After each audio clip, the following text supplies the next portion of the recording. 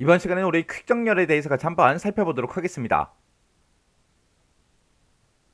자, 우리 퀵 정렬이요. 퀵 정렬은 우리가 일단은 데이터를 가지고 한번 일단 퀵 정렬을 어떻게 하는지 한번 보자고요.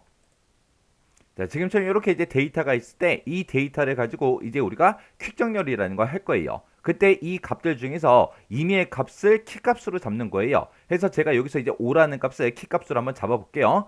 자, 이 5라는 값을 기준으로 해서 이제 숫자가 크냐 작냐 거기에 따라서 이제 내가 정해놓은 그 값보다 큰 것들은 전부 다 오른쪽에 갖다 놓고요. 작은 것들은 전부 다 이제 왼쪽에다가 전부 다 이제 위치를 시켜주면 됩니다. 맨 처음에 이제 9라는 값이 있죠. 9는 이제 5보다 크니까 9가 이제 요 뒤로 갈 거예요. 5는 그냥 기준값 해서 요 자리에 그대로 있을 거고요. 그 다음에 2라는 값은 이제 5보다 작죠. 작으니까 이제 앞으로 이제 보내버리면 됩니다. 그 다음에 이제 3이라는 값은 또 5보다 작으니까 또 3, 그 다음에다가 갖다 놔주면 되고, 그 다음에 7이라는 값은 이제 5보다 크기 때문에 5 뒤에다가 이제 갖다 놔주면 돼요. 그 다음에 이제 8이라는 값도 5랑 비교했더니 크죠? 크니까 이제 그 뒤로 오른쪽에 이제 갖다 놔주면 되고요. 그 다음에 이제 4라는 값이요. 4라는 값은 5보다 작으니까 5보다 이제 앞에다가 이렇게 이제 갖다 놔주면 돼요. 그럼 요게 이제 한번 이제 퀵 정렬이 끝난 거고, 아까 내가 요거를 이제 기준값으로 사용했죠. 이 기준값의 기준을 보게 되면 왼쪽에도 이제 데이터가 있고 오른쪽에도 데이터가 있습니다. 이렇게 이제 두 개의 부분으로 나눠진 거죠.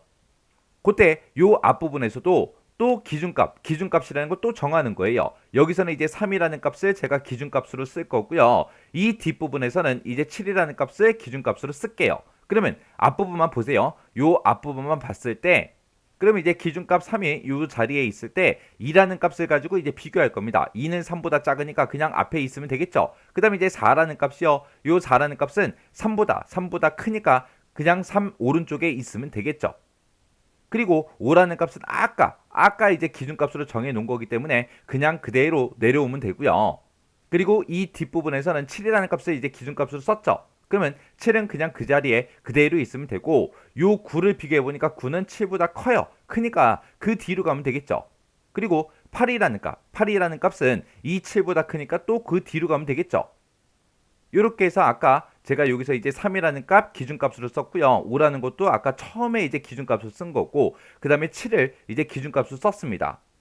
그 다음에 이 앞부분을 봤을 때 이 기준값 3의 기준을 봤을 때 왼쪽하고 오른쪽에 이제 요소가 하나씩밖에 없죠. 하나씩밖에 없을 때는 더 이상 이제 기준값을 잡지 않습니다. 근데 이 뒷부분에서 아까 제가 7이라는 값을 기준으로 잡았죠. 기준 잡았을 때 그 왼쪽에는 데이터가 하나도 없고 오른쪽에는 두 개의 값이 있습니다. 그러면 이곳에서 또 기준이 되는 그 값을 또 정해줘야 돼요.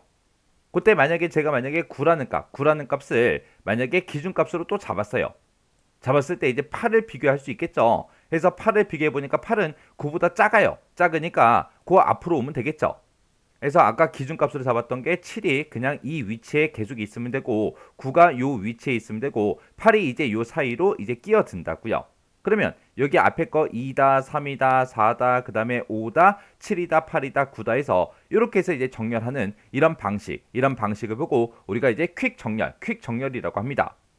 퀵 정렬도 보게 되면 이제 여러 가지 방법이 되게 많아요. 방법이 많지만 가장 일반적인 게 이런 형태로 이제 정렬이 되는 그런 방식이에요. 그래서 우리 퀵 정렬이라는 거는 레코드에 이제 많은 자료 이동을 없애고 하나의 파일을 부분적으로 그렇게 나눠가면서 정렬하는 그 방식을 보고 우리가 이제 퀵 정렬이라고 합니다.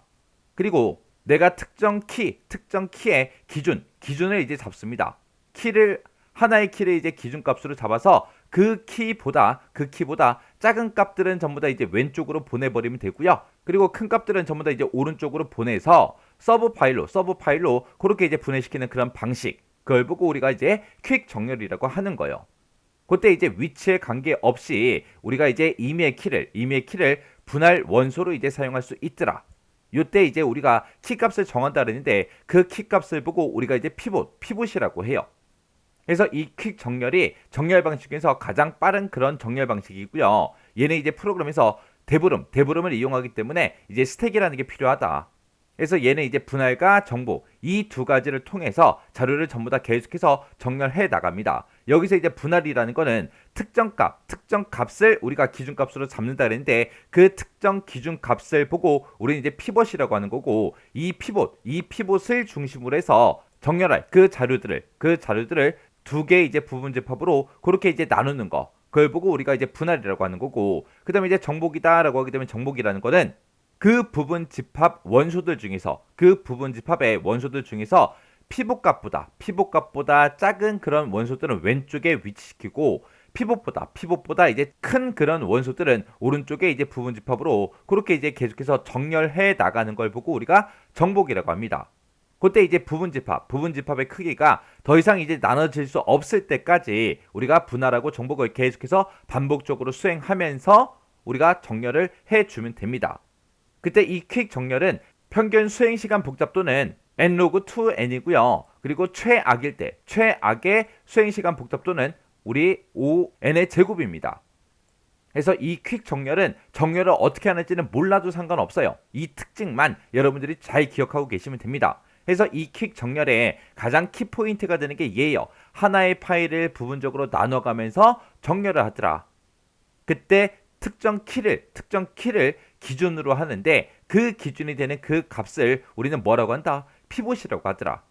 그래서 이 피봇을 중심으로 해서 정렬할 자료들을 크게 두 개의 부분 집합으로 나누는 걸 우리가 분할이라고 하는 거고 그리고 피봇보다 작은 원소 값들은 왼쪽에 위치시키고 피봇보다 큰 원소들은 오른쪽에 위치시켜서 우리가 정렬을 하는 거 그걸 보고 우리는 정복이라고 하더라. 그래서 이 퀵 정렬은 분할하고 정복 이거를 통해서 우리가 이제 자료를 정렬을 하더라.